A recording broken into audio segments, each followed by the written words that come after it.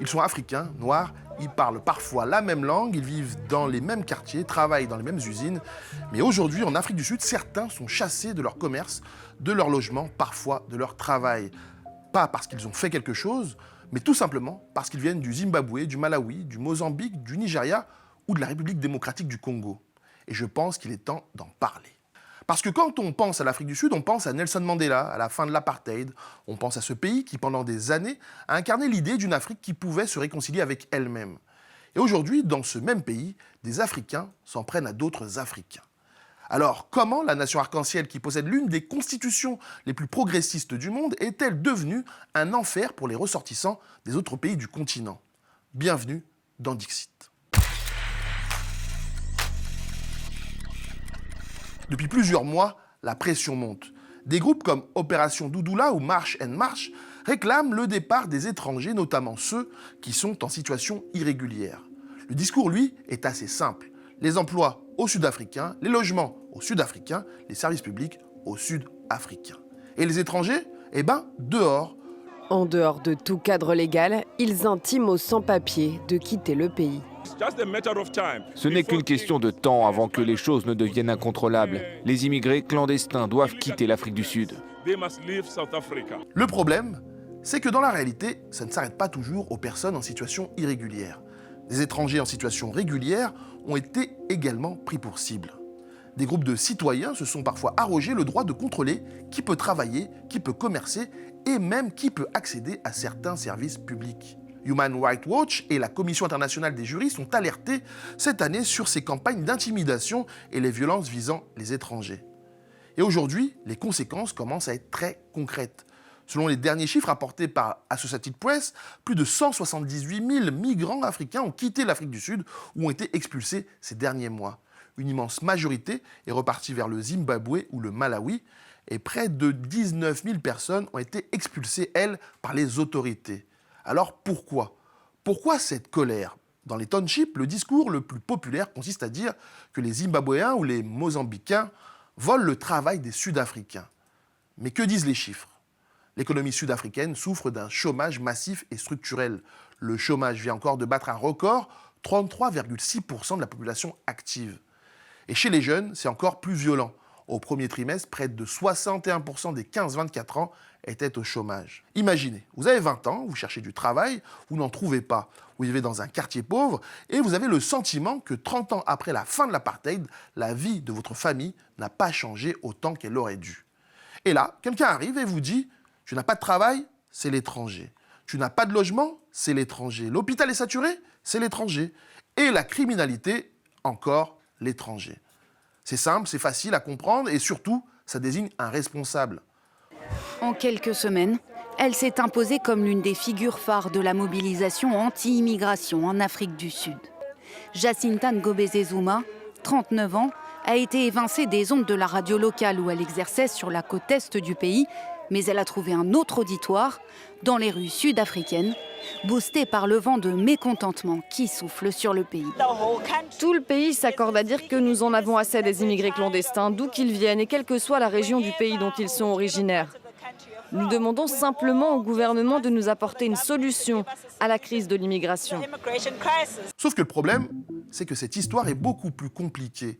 Parce que le chômage sud-africain n'a pas été créé par les Zimbabwéens, la pauvreté n'a pas été créée par les Malawites, les inégalités et les problèmes de services publics ne sont pas de la faute des Nigérians. Beaucoup d'étrangers travaillent dans le secteur informel ou ont des emplois sous-payés, délaissés. Ils ne sont pas la cause de la crise, ils en sont les boucs émissaires idéaux pour faire oublier 30 ans d'échec des politiques publiques post-apartheid. L'Afrique du Sud a des problèmes économiques et sociaux beaucoup plus anciens et beaucoup plus profonds. Les chercheurs qui travaillent sur la question de la xénophobie le montrent depuis longtemps. Les étrangers sont régulièrement désignés comme responsables des problèmes qui dépassent largement leur présence. Quand vous êtes en colère contre un système que vous ne pouvez pas atteindre, vous cherchez parfois quelqu'un que vous pouvez atteindre. Et l'étranger en devient la cible parfaite. Jacinta pointe la responsabilité des migrants illégaux dans l'expansion de ces maux qui rongent le pays et affirme agir dans l'intérêt général. Il ne s'agit ni de xénophobie, ni de mobilisation ethnique.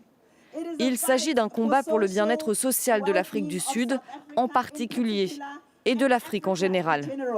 Habituée des messages véhéments sur les réseaux sociaux, elle ne se réclame d'aucun parti. Si l'on regarde l'histoire du pays, il y a quelque chose d'important à comprendre. Ce qui se passe aujourd'hui n'est pas nouveau. En 2008, déjà, une vague de violences xénophobes avait fait 62 morts en Afrique du Sud. Des milliers de personnes ont dû fuir le pays. En 2015 et 2019, la même chose. Et depuis, les violences et les campagnes anti-migrants n'ont jamais vraiment disparu. Human Rights Watch parle aujourd'hui d'une nouvelle vague d'attaques contre des ressortissants africains et asiatiques. Donc non, on ne peut pas regarder ce qui se passe aujourd'hui en disant simplement « Tiens, les Sud-Africains sont devenus xénophobes ». Ce serait beaucoup trop simple, il y a une histoire derrière ça. Et cette histoire commence notamment avec une promesse. En 1994, l'apartheid prend fin. Nelson Mandela arrive au pouvoir et l'Afrique du Sud devient un symbole pour le monde entier. Un pays qui aurait pu choisir la vengeance et qui choisit officiellement la réconciliation. Et Mandela ne parle pas seulement de l'Afrique du Sud, il parle d'une Afrique plus unie, plus solidaire, d'un continent qui doit pouvoir dépasser ses frontières. Et 32 ans plus tard, regardez ce qui se passe. Des Africains sont accusés d'être des étrangers, pas parce qu'ils sont étrangers à l'Afrique, mais parce qu'ils sont étrangers à l'Afrique du Sud. Et c'est là que cette histoire devient intéressante. Parce qu'elle ne parle plus simplement d'immigration, elle parle de ce qu'est devenu la promesse de l'Afrique du Sud post-apartheid. Parce que cette colère n'est pas seulement dans la rue, elle est devenue politique. Des mouvements comme Opération Doudoula ont compris qu'on pouvait transformer cette colère en mobilisation. Malgré des décisions de justice, ces mouvements mènent des raids de contrôle des papiers dans la rue et bloquent l'accès aux hôpitaux. Et que fait l'État ? Il condamne officiellement les violences. Le président sud-africain, Cyril Ramaphosa, a de lui-même abordé la question de front lors d'une conférence publique organisée le 14 août dernier en amont du sommet de la Communauté de développement d'Afrique australe, la SADC, qui se tient à Durban, en Afrique du Sud. Nous sommes profondément inquiets et honteux de voir que ces derniers mois, des ressortissants d'autres pays ont été victimes de discrimination et de mauvais traitements. Mais dans le même temps, il durcit considérablement sa politique migratoire avec une nouvelle loi, National Labour Migration Policy, renforcement des frontières, contrôle des employeurs, expulsion et désormais quotas envisagés pour les travailleurs étrangers. En voulant répondre à la colère sur l'immigration, le pouvoir prend donc le risque de légitimer, au moins en partie, le discours de ceux qui font des étrangers le problème. Face à cette dérive, la riposte s'organise. La société civile sud-africaine et des juristes ont obtenu une victoire majeure devant la haute cour de Gauteng qui a rappelé que la justice populaire était illégale et inconstitutionnelle. De plus, la fuite de ces travailleurs étrangers provoque déjà un effet boomerang économique. De l'agriculture au bâtiment, des secteurs entiers se retrouvent au ralenti par manque de main-d'œuvre. Certaines usines textiles ont perdu 12 à 19% de leur main-d'œuvre et les employeurs disent avoir du mal à remplacer certains postes.